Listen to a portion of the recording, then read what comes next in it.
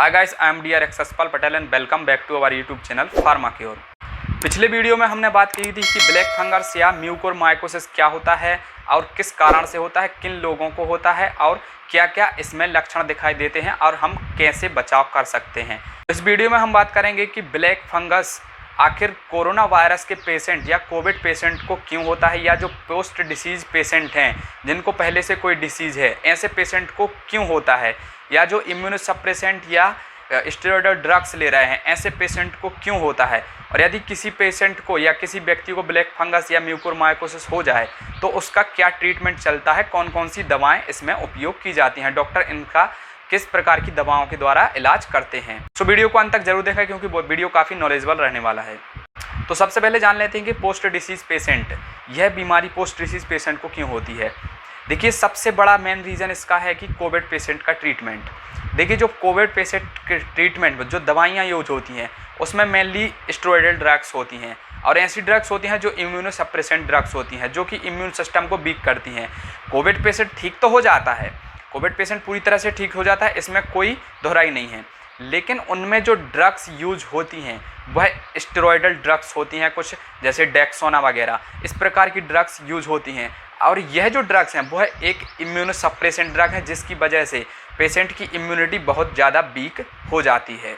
तो जैसा कि मैं पिछले पार्ट में बता चुका हूँ कि यह एक नॉर्मल व्यक्ति को अफेक्ट नहीं करती है जिसकी ज़्यादा इम्यूनिटी वीक होती है, जो कि इम्यूनोसप्रेसेंट ड्रग ले चुका है, उसकी बहुत ज़्यादा इम्यूनिटी वीक हो चुकी है, ऐसे पेशेंट को यह बीमारी बहुत जल्दी पकड़ती है। तो कोई चाहे डायबिटिक पेशेंट हो, कैंसर से रिलेटेड पेशेंट हो, या फिर ऐसा पेशेंट हो जिसको कोविड हो चुका हो या जो कोविड की अभी भी कंडीशन में हो, ऐसे पेशेंट की इम्यूनिटी बहुत ज़्यादा वीक होती है। ऐसे पेशेंट की इम्यूनिटी बहुत ज़्यादा वीक होती है जिनका ब्लड शुगर लेवल नॉर्मल नहीं है, ब्लड शुगर लेवल कंट्रोल में नहीं है, इन सब की जो इम्यूनिटी होती है बहुत ज़्यादा वीक होती है। तो ऐसे पेशेंट को यह बीमारी बहुत जल्दी पकड़ती है।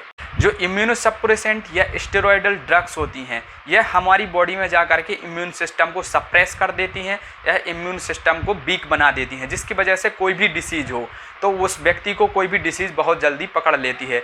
इस प्रकार से जो ब्लैक फंगस या म्यूकोरमाइकोसिस है ऐसे पेशेंट को बहुत जल्दी पकड़ लेता है। सो जो नॉर्मल व्यक्ति हैं ऐसे व्यक्तियों को स्टेरॉयड का इस्तेमाल नहीं करना चाहिए। कोई भी व्यक्ति है तो बिना डॉक्टर के स्टेरॉयड का इस्तेमाल ना करें, यह आपके लिए बहुत ही घातक सिद्ध हो सकता है। तो इसमें हम लक्षण की तो खासकर बात नहीं करेंगे क्योंकि लक्षण मैं पिछले वीडियो में बता चुका हूं। यदि आपने वह वीडियो नहीं देखा है तो आपको वह वीडियो जरूर देखना चाहिए क्योंकि बहुत से इंपॉर्टेंट पॉइंट्स को मैं उस वीडियो में कवर कर चुका हूं।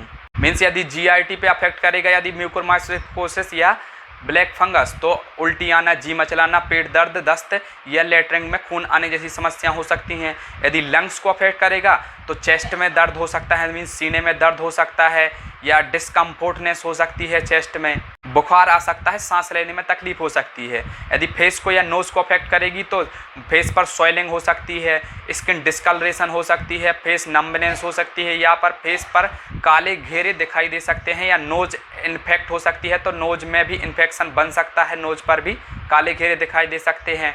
आँख में कम दिखाई दे सकता है, आँख में धुंधली दृष्टि हो सकती है, या फिर दिखना बंद भी हो सकती है, या दृष्टि जा भी सकती है ऐसे व्यक्ति की। या बॉडी के किसी भी ऑर्गन या टिश्यू को अफेक्ट करेगा तो उस ऑर्गन या टिश्यू का पूरी तरह से नष्ट भी हो सकता है। तो अब हम बात करने वाले हैं कि इसके ट्रीटमेंट के बारे में, इसमें कौन कौन सी दवाइयाँ दी जा रही हैं, डॉक्टर इनका किस प्रकार की दवाइयों के साथ इलाज करते हैं। तो ऐसे पेशेंट जिनको ब्लैक फंगस हो चुका है या ब्लैक फंगस है जिनको, ऐसे पेशेंट का 3 प्रकार से इलाज किया जाता है। एक तो एंटी फंगल मेडिसिन दी जाएंगी और दूसरा सिम्टोमेटिक थेरेपी, लास्ट होती है सर्जरी। तो जो एंटी फंगल्स मेडिसिन में दी जाती हैं वह फर्स्ट होती है एम्फोटेरेसिन बी, और दूसरा पोसोकोनाजोल और तीसरा आइसोबुकोनाजोल। यह तीनों ही बीन्स के द्वारा दी जाती हैं। एम्फोटेरेसिन बी जो है वह खासकर बीन्स के द्वारा दी जाती है और इंजेक्टिबल्स होती है, यह केवल इंजेक्टिबल्स ही दिए जाते हैं। एम्फोटेरेसिन बी, आइसोबुकोनाजोल और पोसोकोनाजोल यह बीन्स के थ्रू दी जाती हैं, इंजेक्टिबल्स होती हैं। और सेकंड है सिम्टोमेटिक थेरेपी। सिम्टोमेटिक थेरेपी में जैसे कि मैंने बताया कि यदि सिर दर्द हो रहा है, या फिर चेस्ट पेन हो रहा है, या फिर जी मचला रहा है, जीआईटी डिस्कम्फोर्टनेस है, या उस व्यक्ति को लेटरिन में से खून आ रहा है, तो इन सभी सिम्टम्स को बंद करने के लिए सिम्टोमेटिक टैबलेट्स या सिम्टोमेटिक थेरेपी की ज़रूरत होती है। जैसे यदि उस पेशेंट को बुखार आया तो पैरासीटामोल दे देंगे, या किसी व्यक्ति को चेस्ट पेन हो रहा है, बॉडी पेन हो रहा है, तो उसको एनाल्जेसिक टैबलेट्स या एनाल्जेसिक इंजेक्शंस देंगे। यदि सिर दर्द हो रहा है तो सिर दर्द के लिए भी कोई एनाल्जेसिक टैबलेट्स देंगे। सांस लेने में तकलीफ हो रही तो ऑक्सीजन सपोर्ट देंगे, या किसी व्यक्ति को बॉडी पेन हो रहा है तो एनाल्जेसिक इंजेक्शन या एनाल्जेसिक टैबलेट देंगे। इस प्रकार से यह जो होती हैं, यह सभी टैबलेट्स होती हैं, यह एक सिम्टोमेटिक टैबलेट्स होती हैं। तीसरा होता है सर्जरी। यह एक लास्ट ट्रीटमेंट होता है। यदि कोई पेशेंट ऐसा है, कोई व्यक्ति ऐसा है जिसकी जो म्यूकोरमाइकोसिस की जो डिसीज़ है यह ठीक नहीं हो पाई है, मीन्स दवाइयों के द्वारा यह ठीक नहीं हो पाई है, चाहे वह इंजेक्टिबल्स दवाइयाँ हो या सिम्टोमेटिक टैबलेट्स हों, किसी के द्वारा यह ठीक नहीं हो पाई है और बहुत ज़्यादा इन्फेक्शन हो चुका है, या जिस भी ऑर्गन्स को इस बीमारी ने अफेक्ट किया है, इन्फेक्शन बहुत ज़्यादा बढ़ चुका है, पूरे ऑर्गन्स को ही डैमेज कर चुका है, तो ऐसे में उसका ऑर्गन रिमूव भी किया जाता है। या कोई ऐसा पेशेंट है जो कि सीवियर कंडीशन में पहुंच चुका है, जिसका इलाज दवाओं के साथ नहीं किया जा सकता है, तो इसका इलाज एक ही होता है सर्जरी।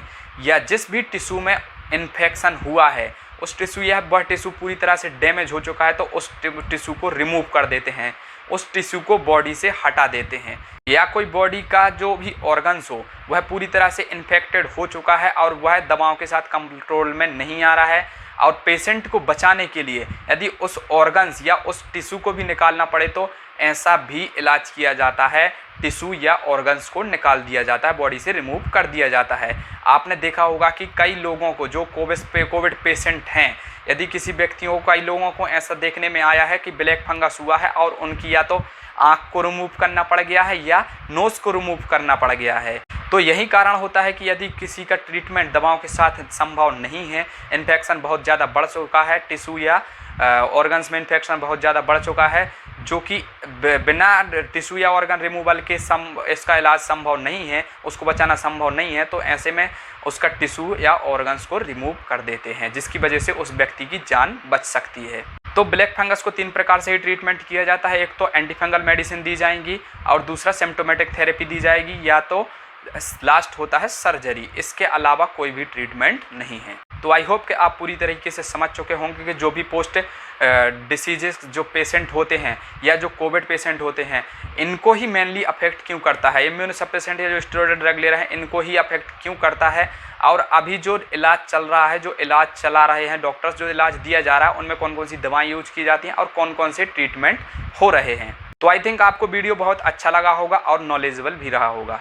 यदि वीडियो अच्छा लगा हो तो वीडियो को लाइक करें, यदि चैनल पर नए हो तो चैनल को सब्सक्राइब जरूर कर लें, और यह नॉलेजेबल वीडियो सभी लोगों तक शेयर करें ताकि यह नॉलेजेबल वीडियो सभी लोगों तक पहुंच सके। इस प्रकार की जानकारी काफ़ी इंपॉर्टेंट होती है, तो मैं चाहता हूं कि यह वीडियो आप सभी लोगों तक शेयर करें ताकि यह इंपॉर्टेंट जानकारी सभी लोगों तक पहुँच सके और सभी लोग जागरूक हो सकें। तो चलिए मिलते हैं ऐसे ही किसी नए इंटरेस्टिंग वीडियो के साथ, तब तक के लिए थैंक यू वेरी मच। जय हिंद, वंदे मातरम।